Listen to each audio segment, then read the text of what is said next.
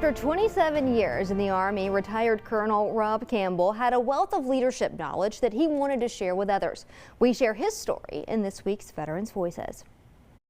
Rob Campbell joined the Army to help pay for school after not making the basketball team. I went off to basic training just to make it a little bit more money, and I found something I was really passionate about, and it just took off from there. After college, off I went. He went to airborne school, ranger school, led a platoon and a company. I was part of a values-based organization and a values-based society, so we put a lot of emphasis into our military values: loyalty, duty, selflessness.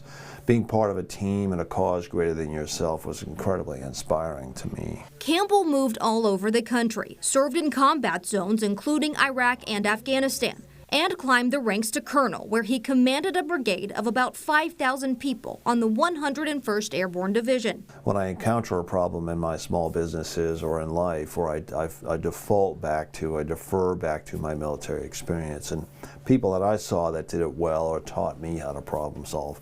And leadership, clearly. I mean, leadership is influence, and we're influencing people all day long in a variety of ways. He's written 3 books on his experience and started a leadership coaching business. I have screwed up more than I can mention. Anyone that tells me of a leadership challenge, I promise I have experienced that before in some fashion, and I got it wrong in many ways, and I also got it right in many ways. So I carry those lessons from the battlefield, as I say, to the boardroom.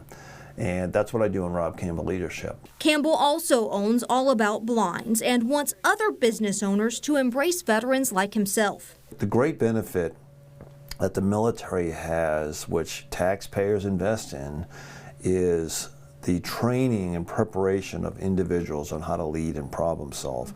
And when they transition out, that's a gold mine of skills that employers really need to pay attention to. And he's reminded of the lessons learned in the service every day. There's definitely not a day, probably within hours, that I lean back on that experience, either consciously or subconsciously. The people he met and led along the way still stick with him.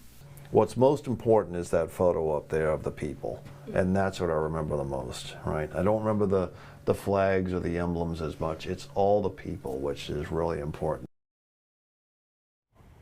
If you're interested in leadership lessons or coaching from Campbell, we've got a link to his services on our website. That's WJHL.com.